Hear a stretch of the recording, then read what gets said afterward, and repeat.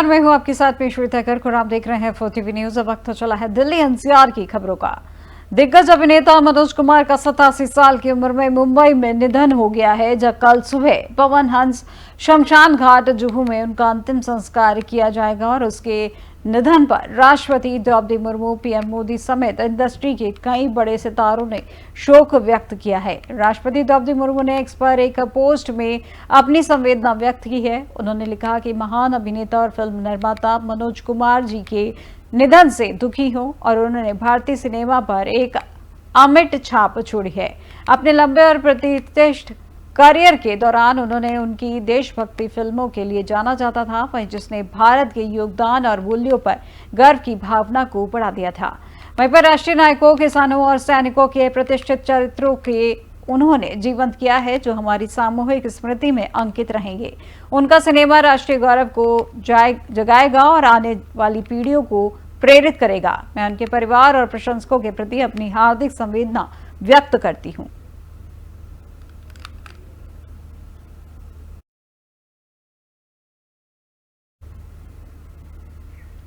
प्रधानमंत्री नरेंद्र मोदी ने संसद में वक्फ संशोधन विधेयक के पास होने पर एक्स पर पोस्ट डालकर अपनी खुशी जताई है। उन्होंने कहा कि यह कदम सामाजिक, आर्थिक न्याय, पारदर्शिता और समावेशी विकास के सामूहिक प्रयास की दिशा में एक महत्वपूर्ण क्षण है।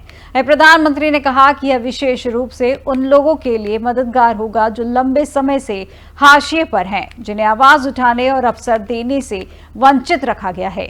मोदी ने सोशल मीडिया मंच एक्स पर पोस्ट में कहा है कि दशकों से वक्फ प्रणाली पारदर्शिता और जवाबदेही की कमी का पर्याय बन गई है, जिससे विशेष रूप से मुस्लिम महिलाओं और गरीब मुसलमानों और पसमानदा मुसलमानों के हितों को नुकसान पहुंच रहा है। उन्होंने कहा कि वक्फ संशोधन विधेयक और मुसलमान वक्फ निरसन विधेयक का संसद के दोनों सदनों में पारित होना सामाजिक, आर्थिक न्याय, पारदर्शिता और समावेशी विकास के सामूहिक प्रयास की दिशा में एक महत्वपूर्ण क्षण है।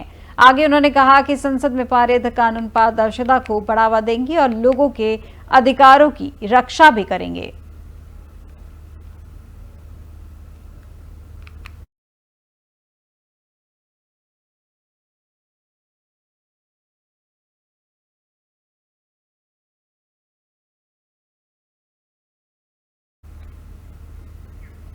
प्रधानमंत्री नरेंद्र मोदी ने भूकंप त्रासदी के बीच म्यांमार के वरिष्ठ जनरल मिन आंग हाइंग से बात की और मुलाकात के बाद पीएम मोदी ने अपना पोस्ट डाला है। प्रधानमंत्री ने इस चुनौतीपूर्ण समय में म्यांमार के साथ एकजुटता से खड़े रहने के लिए एक करीबी मित्र और पड़ोसी देश के रूप में भारत की दृढ़ प्रतिबद्धता की पुष्टि की है। साथ ही भूकंप से हुई जान माल की हानि पर संवेदना व्यक्त की और म्यांमार की मदद के लिए हर संभव प्रयास का वादा किया है।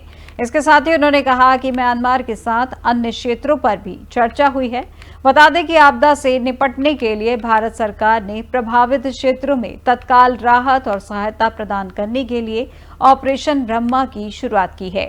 ऑपरेशन ब्रह्मा के अंतर्गत आपदा राहत सामग्री, मानवीय सहायता, खोज और बचाव दल को प्रभावित क्षेत्रों में शीघ्रता से भेजा जा रहा है।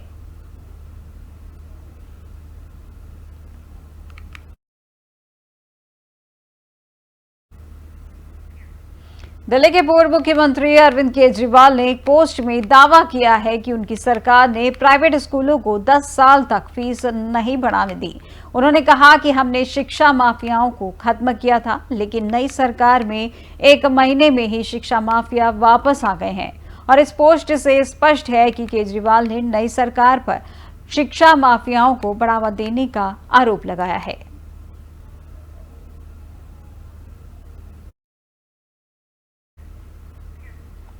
कांग्रेस ने शुक्रवार को कहा कि वे संसद में पारित वक्फ संशोधन विधेयक 2025 की संवैधानिकता को बहुत जल्द उच्चतम न्यायालय में चुनौती देंगे। वे राज्यसभा में वक्फ बोर्ड में पारदर्शिता बढ़ाने सहित कई महत्वपूर्ण प्रावधानों वाले वक्फ संशोधन विधेयक 2025 को बृहस्पतिवार को मंजूरी दे दी है और इसी के साथ संसद में यह विधेयक पारित हो गया है। लेकिन लोकसभा ने बुधवार देर रात करीब 2 बजे इस विधेयक को पारित कर दिया था। अखिल भारतीय कांग्रेस कमेटी के महासचिव जयराम रमेश ने सोशल मीडिया मंच एक्स पर लिखा कि कांग्रेस वक्फ संशोधन विधेयक की संवैधानिकता को उच्च न्यायालय में बहुत जल्द चुनौती देगी। वहीं पर उन्होंने यह भी कहा कि हम भारत के संविधान में निहित सिद्धांतों, प्रावधानों और परंपराओं पर मोदी सरकार के सभी हमलों का विरोध करते रहेंगे। आगे उन्होंने कहा कि कांग्रेस ने नागरिकता संशोधन अधिनियम CAA 2019 को चुनौती दी, जिस पर उच्चतम न्यायालय में सुनवाई जारी है। आगे उन्होंने कहा कि RTI सूचना का अधिकार अधिनियम 2005 में 2019 के संशोधन को भी कांग्रेस ने चुनौती दी है, जिस पर उच्चतम न्यायालय में सुनवाई जारी है।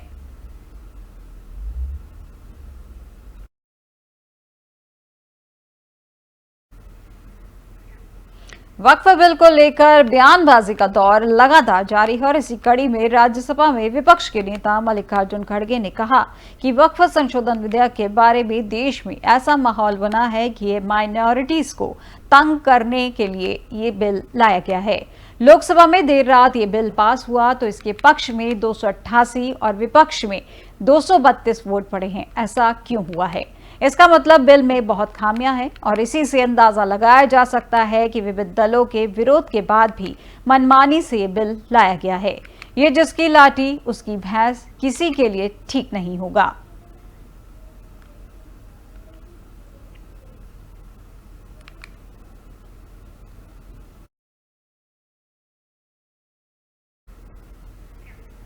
प्रधानमंत्री नरेंद्र मोदी छठे बिम्स्टेक शिखर सम्मेलन में भाग लेने के लिए थाईलैंड में हैं, जहां सम्मेलन में स्थल पर पहुंचने पर थाई प्रधानमंत्री पेंटोगटान शिनावात्रा ने उनका स्वागत किया।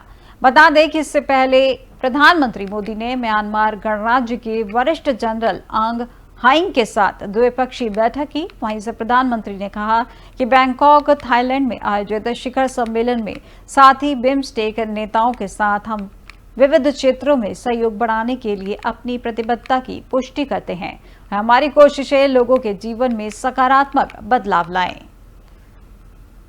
खबर प्रधानमंत्री मोदी से जुड़ी है, जहां बैंकॉक पहुंचे हैं प्रधानमंत्री मोदी, जहां पे उन्होंने मुलाकात कर द्विपक्षीय बैठक की है। प्रधानमंत्री नरेंद्र मोदी छठे बिम्स्टेक शिखर सम्मेलन में भाग लेने के लिए थाईलैंड में है, जहां सम्मेलन स्थल पर पहुंचने पर थाई प्रधानमंत्री पेंटोगटान शिनावात्रा से उनकी स्वागत किया है। बता दें कि इससे पहले प्रधानमंत्री मोदी ने म्यांमार गणराज्य के वरिष्ठ जनरल आंग हाइंग से साथ द्विपक्षीय बैठक की। वहीं प्रधानमंत्री ने कहा कि बैंकॉक थाईलैंड में आयोजित शिखर सम्मेलन में साथ ही बिम्स्टेक नेताओं के साथ हम विविध क्षेत्रों के सहयोग बढ़ाने के लिए अपनी प्रतिबद्धता की पुष्टि करते हैं और हमारी कोशिशें लोगों के जीवन में सकारात्मक बदलाव लाए।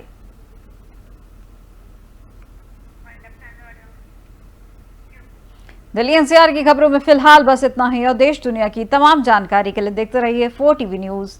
नमस्कार।